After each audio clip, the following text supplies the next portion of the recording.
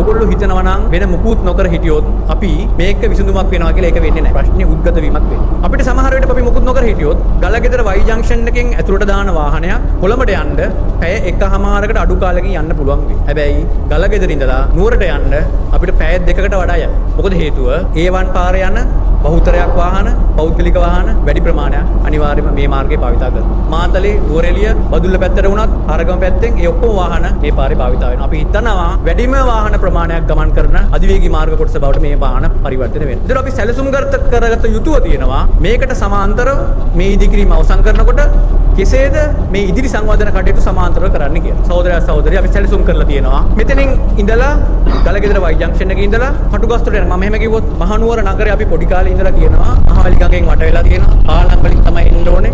ඔය වගේ කතාන්තර කියනවා. ඒතර නගරයට පිවිසෙන ප්‍රධාන ප්‍රවේශ මාර්ග තුනක් තියෙනවා. කොරිඩෝස් කියලා කියනවා. එකක් කුරුණෑගල ඉඳලා යන ගලගෙදර හරහා යන මාර්ග. දෙවෙනි එක A1 එක කඩුගන්නාව පැත්තෙන් එන මාර්ග. අනිත් එක තමයි මම කලින් කිව්වා මේ අධිවේගී මාර්ගය 2029 5/28 වෙනිදා ඉදිකිරීම අවසන් වෙනවා. හැබැයි අම්මේ තාත්තේ සහෝදරයා සහෝදරිය මේක 2029 අවසන් වුණාට ඕගොල්ලෝ හිතනවා නම් වෙන මුකුත් නොකර හිටියොත් අපි මේක විසඳුමක් වෙනවා කියලා ඒක වෙන්නේ නැහැ. ප්‍රශ්නේ උද්ගත වීමක් වෙන්නේ. අපිට සමහර වෙලට අපි මුකුත් නොකර හිටියොත් ගලගෙදර Y ජංක්ෂන් එකෙන් ඇතුළට දාන වාහනයක් කොළඹට යන්න පැය එකහමාරකට අඩු කාලෙකින් යන්න පුළුවන් වෙයි. හැබැයි ගලගෙදර ඉඳලා නුවරට යන්න අපිට පැය දෙකකට වඩා යයි. මොකද හේතුව A1 පාරේ යන බහුතරයක් වාහන, පෞද්ගලික වාහන වැඩි ප්‍රමාණයක් අනිවාර්යයෙන්ම මේ මාර්ගය භාවිත කරනවා. මාතලේ, නුවරඑළිය, බදුල්ල පැත්තට වුණත්, හරගම පැත්තෙන් ඒ ඔක්කොම වාහන මේ පාරේ භාවිත වෙනවා. අපි හිතනවා වැඩිම වාහන ප්‍රමාණයක් ගමන් කරන අධිවේගී මාර්ග කොටස බවට මේ වාහන පරිවර්තනය වෙනවා. ඒතර අපි සැලසුම් කරගත යුතුව තියෙනවා මේකට සමාන්තරව මේ ඉදිකිරීම අවසන් කරනකොට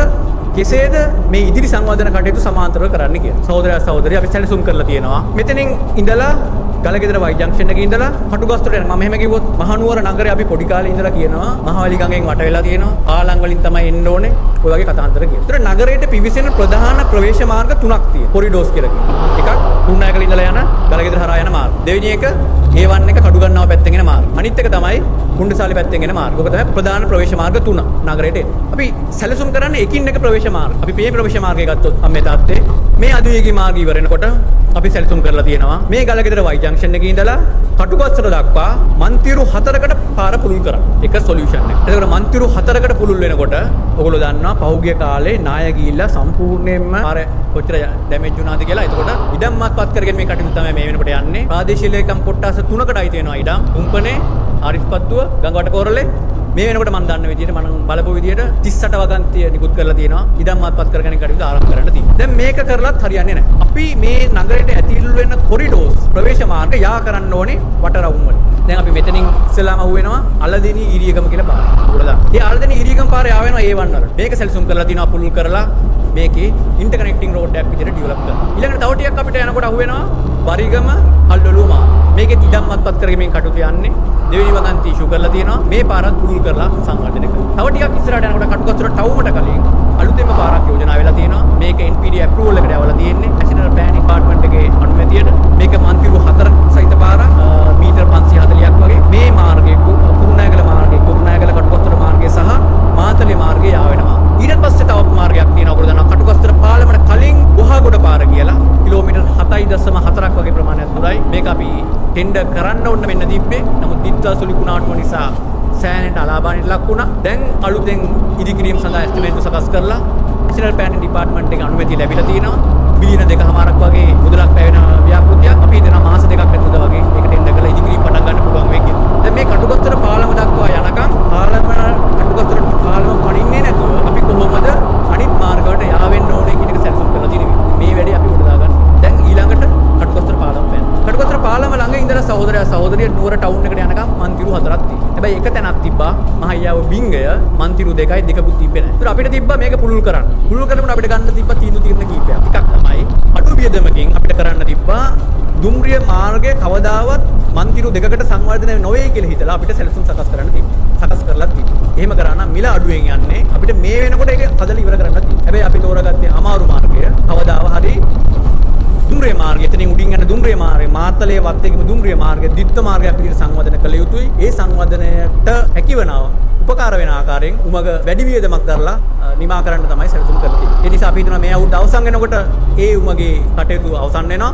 එතකොට මන්තිරු 4ක් සම්පූර්ණයෙන් යනවා නුවර දක්වා. හඩුගන්නාව හරහා එන ප්‍රවේශ මාර්ගය. හඩුගන්නාව හරහා එන ප්‍රවේශ මාර්ගයේ සහෝදරයා සහෝදරිය ප්‍රදන්නවා. පෞගිය දිත්ත සුලිකුණාටුව නිසා නාය ගිහිලා තිබ්බා විශාල ප්‍රමාණයක් කඩසාපු මහලේ මැලි ගඟට ළඟ තිබ්බ තැන. අපි ඒ කඩට ඉවත් කළ බලාපොරොත්තු වෙන ඊරියගම අලුත් නගරයක් ඇති කරන්න පර්යන්ත නගර සංවර්ධනය යටතේ අපි හිතනවා 2029 වෙනකොට මේ සැලසුම ඉවර කරගන්න පුළුවන් වෙයි කියලා. ඒත් එක්කම නැවතිලා තිබ්බ ගුවන් පාලමක් ඉදිකිරීම කටයුතු පටන් ගත්තා. ලබන අවුරුද්දේ අවසන් වෙනකොට ඒ කටයුතු ඉවර වෙනවා. ඊට පස්සේ පල්ලෙහා විලියොංගෝ පල්ලමාවත මන්තිරු 4ක් දක්වා සංවර්ධනය වෙනවා. එක ව්‍යාපෘතියක් දැන් පටන්ගෙන තියෙනවා. ලබන අවුරුද්දේ අවසන් වීමට නියමිතයි. තව ව්‍යාපෘතියක් තව මාස දෙකක් ඇතුළත ටෙන්ඩර් කරන්න පුළුවන් අපිට. ඒ ව්‍යාපෘතිය මාස 12ක් ඇතුළත අවසන් වෙනවා. තව කොටසක් තියෙනවා. ඒ කොටසේ කොන්ත්‍රාත්කරුවා මේ වෙනකොට ඒක නවත්තලා දාලා තියෙනවා. ඉතින් අපි සාකච්ඡා කරා තීර නීතියානුකූල රාමුව ඇතුළත බලලා එහෙනම් ටර්මිනේට් කරන්න අවසන් කරන්න කොන්ත්‍රාත්කරුවට ඒ අදාළ වැඩ කටයුතු කරන්න බැරි. මේ ආකාරයේ සංවර්ධනයක් කරා අපි දිනවා නුවරට ඇතුල් වෙන A1 හරහා ඇතුල් වෙන මාර්ගයත් සෑහෙන ප්‍රමාණයක් අපිට මන්තිරු 4කට සංවර්ධනය කරගැනීමේ හැකියාව තියෙනවා. අවසාන එක තමයි කුණ්ඩසාලේ පැත්තට එන මාර්ගය. මේකේ